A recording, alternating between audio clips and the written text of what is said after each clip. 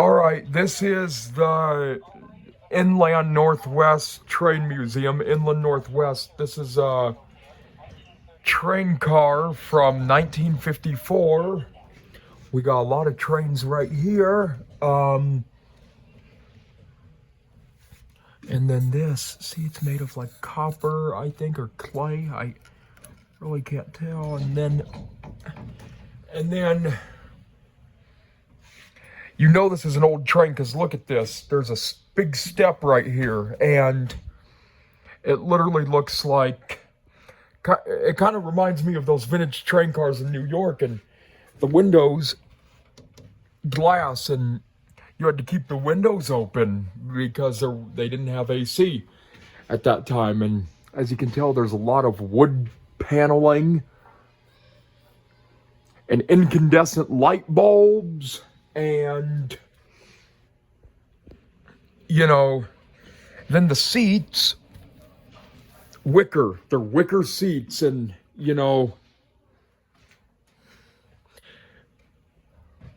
why don't they use wicker seats anymore? Well, they're probably tough to maintain, they're tough to clean and they're tough to maintain. Somebody stabs it and it's done. It's done. If someone stabs that, it's done.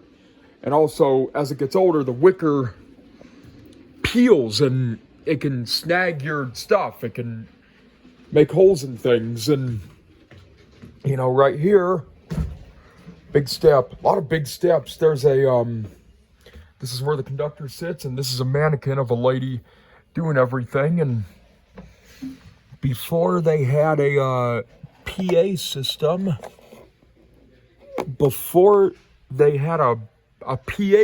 on trains, they, that lady would have had to holler. She would have had to manually open this door and go, "Last stop." It was really cool. And then right here,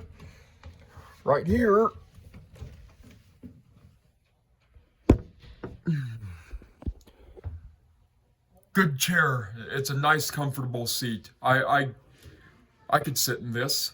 I could ride like this. Oh, and then last but not least, and you guys know what I like to look at, is the old commercials. Pause if you want to read it.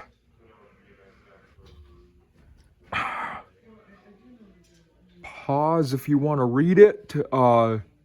Ideal Laundry, 10 cents.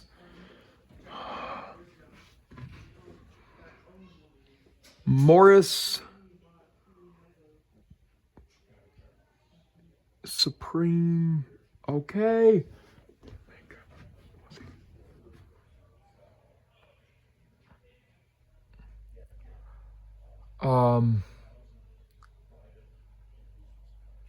Something your child with savings account, yeah. BT Babbitt 1776 soap powder. Pause that if you want to read it.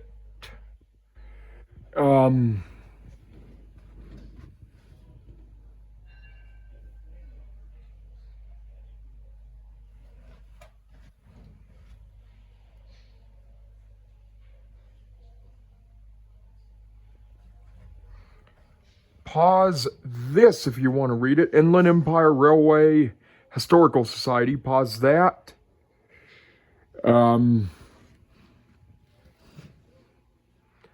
Burnett's Vanilla. I'm sure that's around still. I don't know. Homecraft bread. And then that does it for the old commercials. I love how they keep the old commercials. And then there's windows up here too.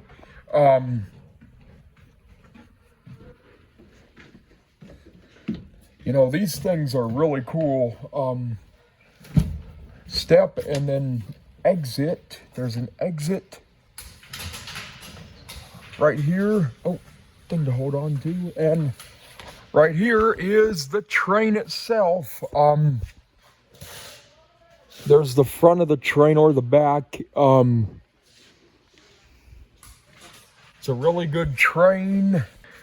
Now you guys know what we're gonna do next. We're gonna film this. We're gonna get some footage of this train, the Abraham. Oh, thank you. The Abraham Lincoln.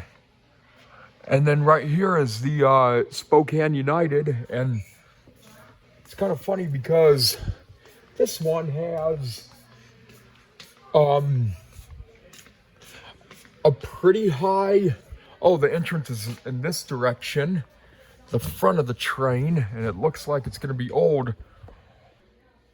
I think that one was finished service in 1954. Okay, I got it wrong. That one I think was built in like the 1900s, and it retired in 1954, and this one is also from 1910. Also ended service in 54.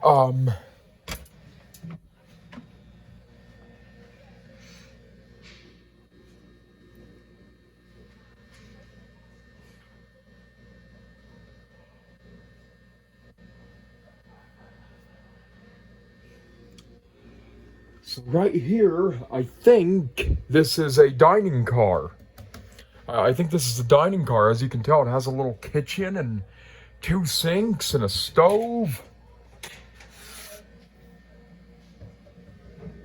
This is a business car. Thank you. Thank you.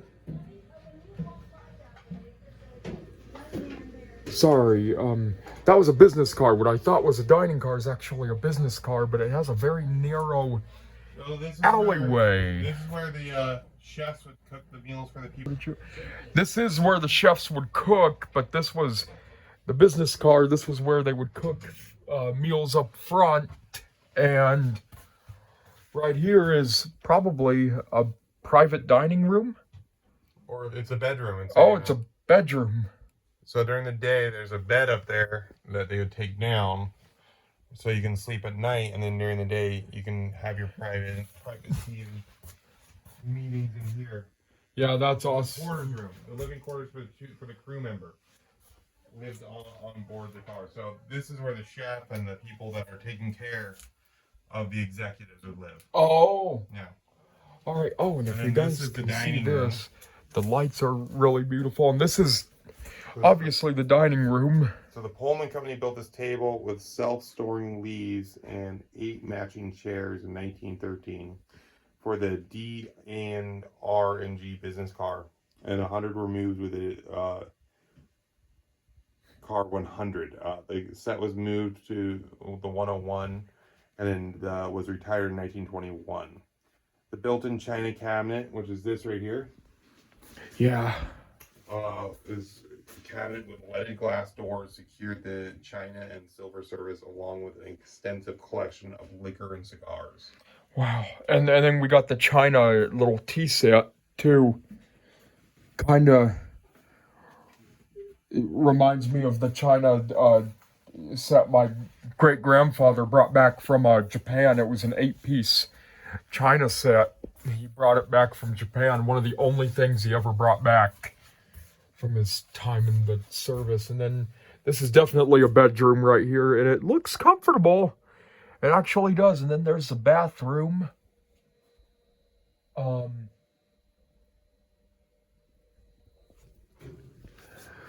I don't know if you guys can tell, but the alleyways here are really narrow and thin. And right here, I think, is where they put towels or clothes. These are the bedrooms for the actual guests.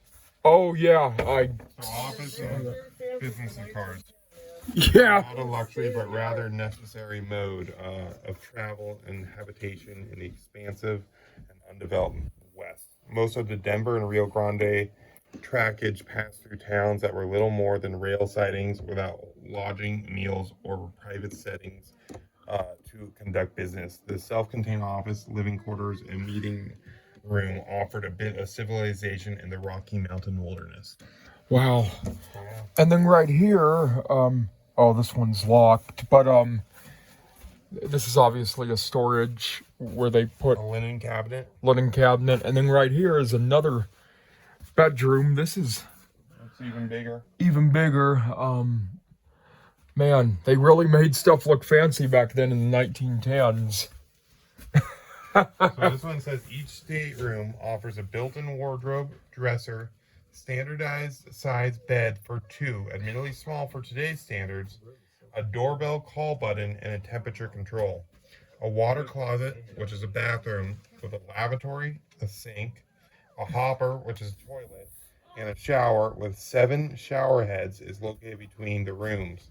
The beds are arranged differently so the executives can choose to either sleep across or with the gentle sway of the rhythm of the moving cars. Wow, that's cool. And then right here is obviously the bathroom. It looks like they have a thing to read in here, and right here is a bar of soap. And then a mirror. Who do you see? Hello. And right here is the shower, I think. Yeah, that's very small. Does that have the 7 heads? I think I can't tell. I only see one shower head, but hold on. Here, do you want sneak by? Sure, if you don't mind.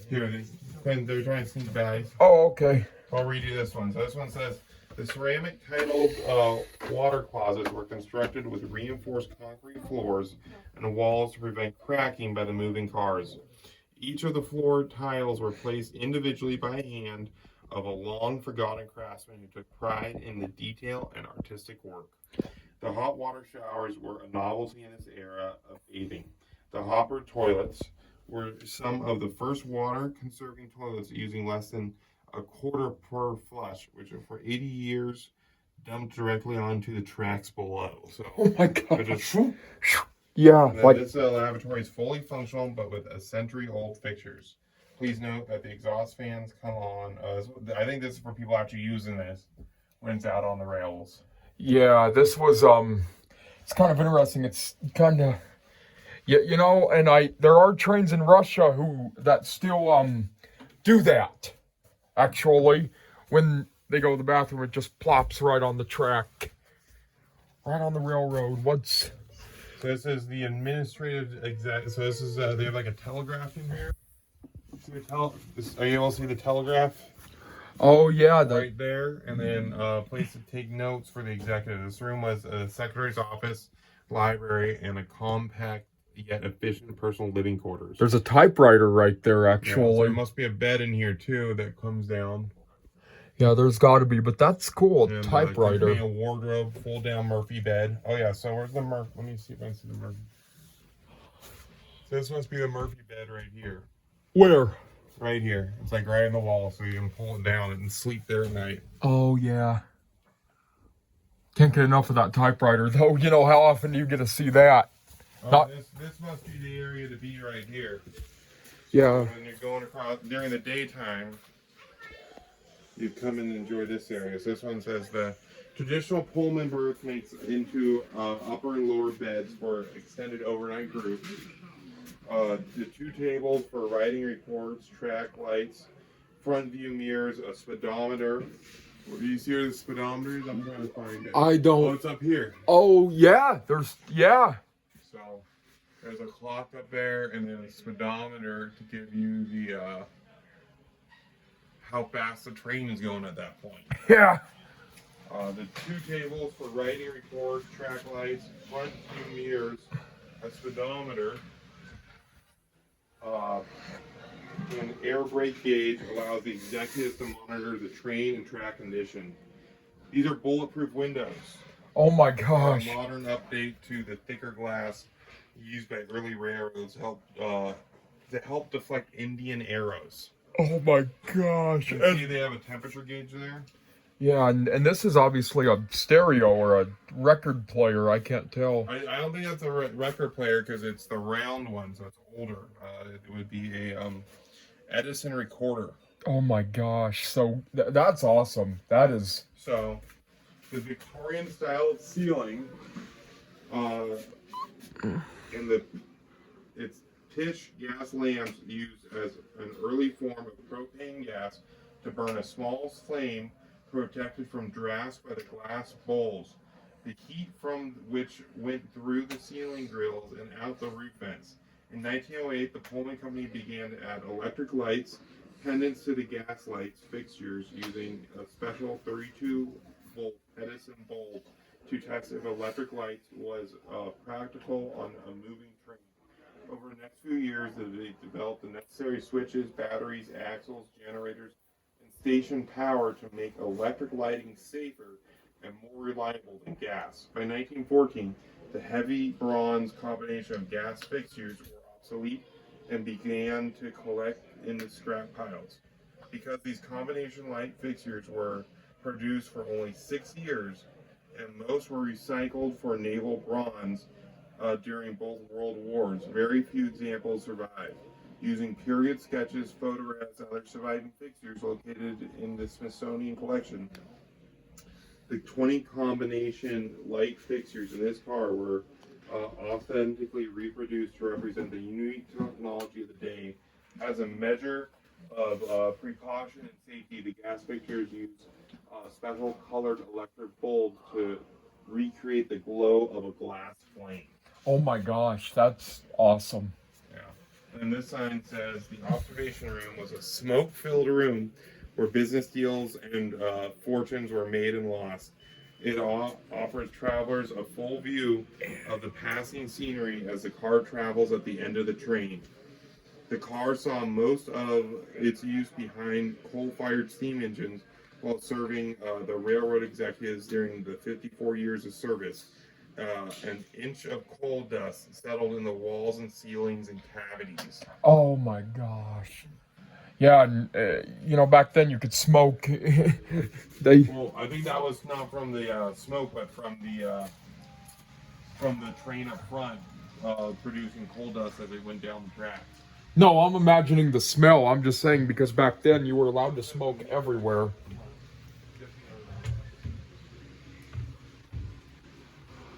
And now they're really Oh yeah, there's the mirror up front. where Mirrors here, so the executives, while they're sitting, yeah. they can see what's up in front of them. Yeah, a side view mirror right outside the window. Oh, See that right? Are you able to yeah. see that? Yeah.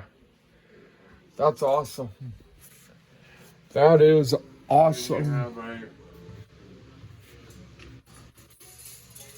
Speedometer. So that must be watching the brake temperature, the air pressure lines to see if everything's going right. Just an FYI, guys, there's a big step right here. Need some help, Quinn? No, I'm. Thank you, Like though. the president coming up here, Yeah. being able to come and get your rail stops and Yeah, Matt. the old Darn brake- good shot right here. the Steering old, wheel. brake things from back in the day. Yeah. Yeah. This one says join the railroad. Yeah, and there's the front of the train of the last train I shot footage of, and then right. Oh, I forgot. Right here, it's really cool.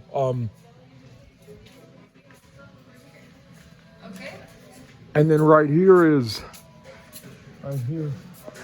That train's the coolest. Hi. Yeah, with your ticket. All right, guys. Don't forget to subscribe, fans. Bye bye.